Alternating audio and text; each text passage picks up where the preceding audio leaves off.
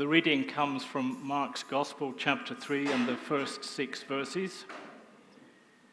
As Jesus entered the synagogue again, a man was there who had a withered hand, so they watched him closely, whether he would heal him on the Sabbath, so that they might accuse him.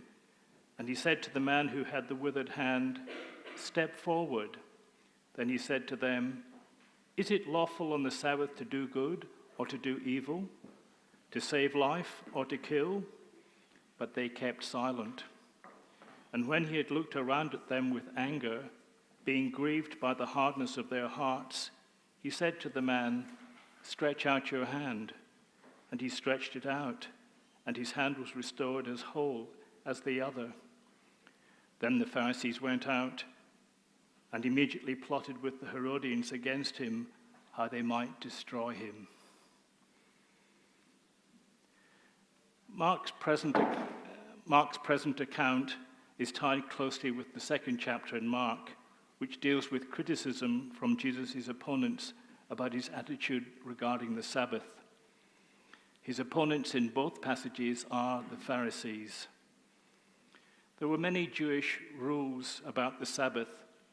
There was rules about planting and reaping, rules about shearing, about combing wool, rules about trapping or killing, rules about how you could write and what letters you could write.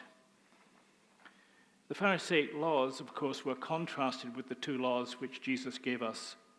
The Pharisees had developed a system of 613 laws, 365 negative and 248 positive.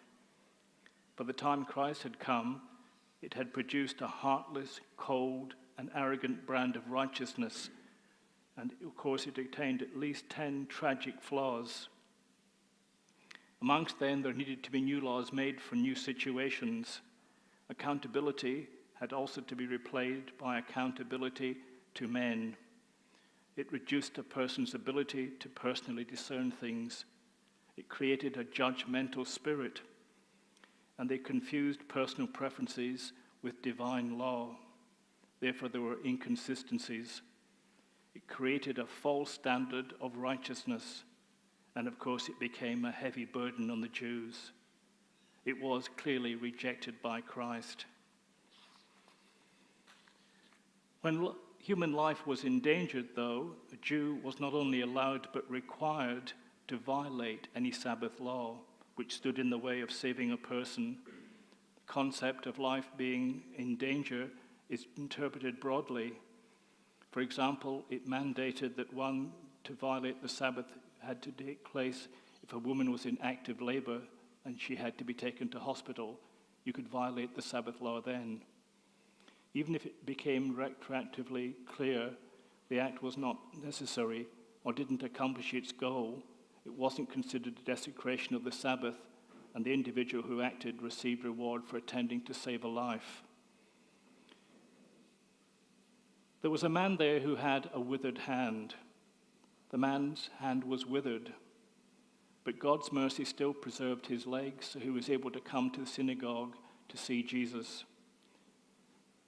Muscular atrophy may have been the case where he had wasted or thinned neurological conditions due to disuse of his muscles, a neurogenic condition. As a result, he was unable to use his hand.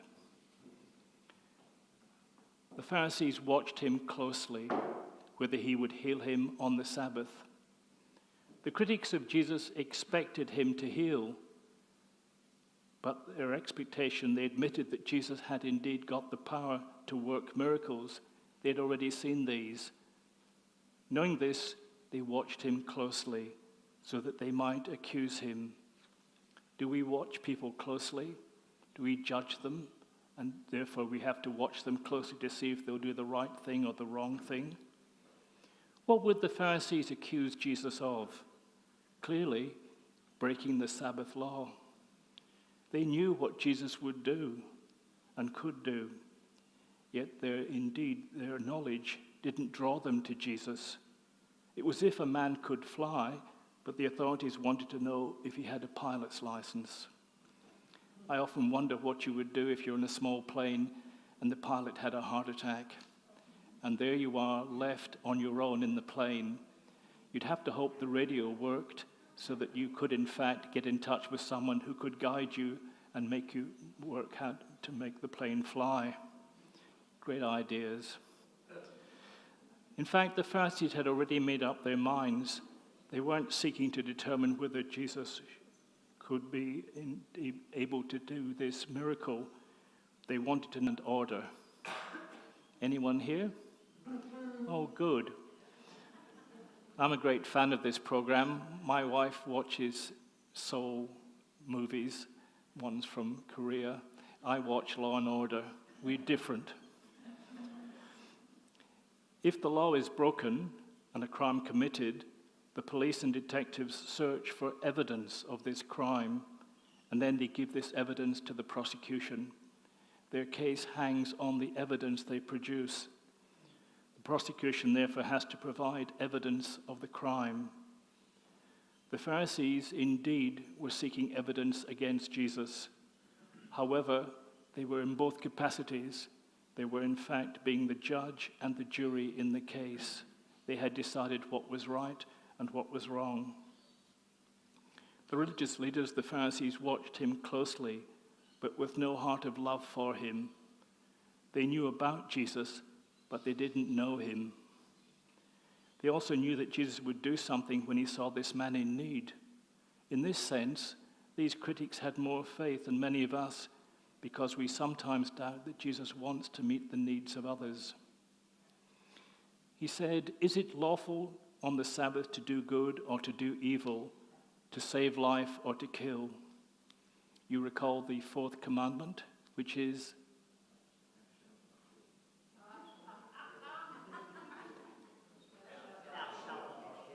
no, keep the Sabbath day. I thought you'd have guessed that. Remember the Sabbath day to keep it holy. 6 days you shall labor and do all your work you have to do, but the seventh day is a Sabbath to the Lord your God. In it you shall not do any work, neither you nor your son or daughter, nor your male or female servant, nor your animals, nor any foreigner, etc., etc. Remember the Sabbath day to keep it holy. In his question to the religious leaders, Jesus emphasized the truth about the Sabbath. There's never a wrong day to do something truly good. According to Sabbath traditions, if you cut your finger, you could stop the bleeding, but you could not put ointment on the cut. You could stop it from getting worse, but you weren't allowed to make it better. Jesus then said to them, "The Sabbath was made for man, not man for the Sabbath. So the Son of Man is Lord, even of the Sabbath." This statement was in response to the accusation that his disciples were breaking the law regarding resting on the Sabbath when they walked by some fields and plucked heads of grain. When the Pharisees therefore accused Jesus' disciples, Jesus refers them to an example about King David, who was once in need of food and took the showbread, which was consecrated. It was only lawful for the priests to eat this, but David was in need and realized that God would allow him to do this. As in Jesus' day, the grain served as a practical need for God's people in that disciples. David and his men had not acted sinfully in eating the showbread, and neither were Jesus' disciples acting sinfully in picking heads of the corn on the Sabbath. Jesus concluded the Sabbath was made for man, not man for the Sabbath. The Sabbath really was intended to help people, not to burden them. In contrast with the grueling daily work as slaves in Egypt, the Israelites were commanded to take a full day of rest each week under the Mosaic law. However, the Pharisaic ideas had made the Sabbath into a burdensome situation in strict restrictions much greater than God's law had said. Therefore, the act of picking a head of grain and munching it as one walked along a field should not be considered harvesting as the Pharisees tried to categorize it. The disciples had not broken God's law. They had only violated the Pharisees' strict interpretation of the law. Jesus reminded the Pharisees of the original intent of the Sabbath rest. Jesus is Lord of the Sabbath. What does this really mean? Another way to express this idea is to say Jesus is in charge of the Sabbath. He is God in human form, and he created the Sabbath day. As the one who wrote the law, Jesus certainly has oversight about how the law should be enforced. The Pharisees had lifted their own rules to the level of God's, placing onerous burdens on people, and they ended up rebuking the lawgiver himself. Jesus looked around them with anger, being grieved by the hardness of their hearts. This is one of the few places that we find Jesus described as having anger, and he was angry at the hardness of their hearts. Where else do we remember Jesus becoming angry? In the temple, when he had a go at those who were making money out of the people's offerings in the temple. They made some extra money out of that. And therefore Jesus became angry and threw out the tables quickly. Jesus was therefore angry because this was a perfect opportunity for these critics of his to change their minds about him and their traditions. But they refused to change their minds and rejected Jesus instead. In this situation, we can see that Jesus deliberately used this occasion to provoke a reaction and response. Jesus could have done this miracle on a separate day. He could have done it on the next day. He could have done it privately, but he chose to do it at this time and place. I wonder what you think about private baptisms. Should we allow people to be privately baptized, or should we always have baptisms within the community of the church? When I was a vicar in England, I had a couple of young women come to me and they wanted me to do their child, to have their child done. This was very much part of folk religion in the UK, and therefore when I decided to explain to them what baptism really meant, they just looked at me and walked out. As a result, they didn't have an understanding of what baptism was all about. Jesus asked the man to stretch out his hand. He, in fact, commanded the man with the withered hand to do something impossible, to move his paralyzed hand. But as the man put forth effort, God does the rest. He never commands us to do what he isn't going to enable us to do. This man might have reasoned, "Lord, my hand is withered. How can I stretch it out? Make it whole first, and then I will do as you command." This may certainly appear reasonable, but in this case it would have been foolish. At the command of the Lord, he made the effort, and making it, the cure was effected. The Pharisees then went out and immediately plotted with the Herodians against him, how they might destroy him. The Herodians are often mentioned in the Gospels at the same time as the Pharisees. The Pharisees and the Herodians wanted political independence for the Jewish people. Unlike the Pharisees, though, who sought to bring the kingdom of David, the Herodians wished to restore it to being a member of the Herodian dynasty, to the throne in Judea. Jesus did nothing but a wonderful miracle in response. As a result, two parties of former enemies, the Pharisees and Herodians, agreed together in one cause, to destroy Jesus. It's often the case that when we find ourselves up against people, we find others who will take up the same idea as us, and we can be united with some others against a particular situation. You may be someone who believes or doesn't believe in certain issues. If you find someone who agrees with your point of view, even though you may not have been friendly with them, you suddenly become friends, united in that one purpose. And so the Pharisees and Herodians became united against Jesus himself.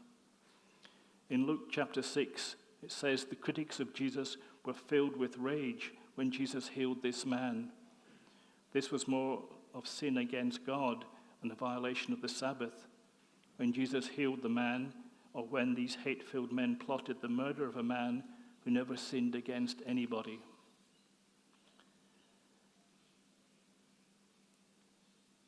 Spiritually, every sinner is commanded to look to Christ and live. Every lost soul is commanded to choose Christ. Every unregenerated person paralyzed by sin is commanded to do what the flesh is incapable of doing it in their own power. Reflecting on these obligations, theologians have come to some different conclusions. And at the morning service, I suggested that they might want to ask me what that meant, and about Pelagius and Augustine, and I figured perhaps it wasn't the right time to discuss that. But ask me after.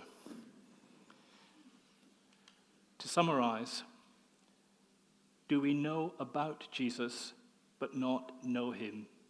Do we just have ideas about him? Many people in the secular world will say, yes, I know about Jesus. He's the guy in the Bible, isn't he? Even if they read the Bible. Therefore, he seems like he was a good man. To say to a Jew that Jesus was a good man, they would probably reject that idea, clearly because he broke the Sabbath. Are we driven by Jesus' love and compassion for others, or do we act like the Pharisees and see if we can find an excuse to sit in judgment, not to care for the needy because we believe they are not deserving? I wonder if you think about people and watch them closely and decide whether or not they are deserving. I wonder if you think drug addicts are deserving. They should just give it up, shouldn't they? We shouldn't think about those people as being able to deserve anything. Or do we just simply judge people by what they look like? Do we trust in God enough to obey only when it may seem foolish, as the case of the man with the withered hand? He trusted and moved his arm. Do we only expect to be able to do what God commands when we think it's reasonable or that we can do it? Or do we have faith to believe and therefore act on that faith and belief? Do we accept God's authority over us, or do we think we have authority over our own lives? Do we take God into consideration when we decide about doing things, or do we ask God if this is the right thing to do? Jesus is also the Lord of the Sabbath, in that the Sabbath pointed to the rest that Jesus provides when he did all the work necessary for our salvation. We don't need to work to love God. God loves us in the first place. Jesus fulfilled the law and the prophets. Christ, in fact, is the culmination of the law, so that there be righteousness for everyone who believes. We rest, as it were, spiritually on him, and he has secured our eternal blessing. Amen.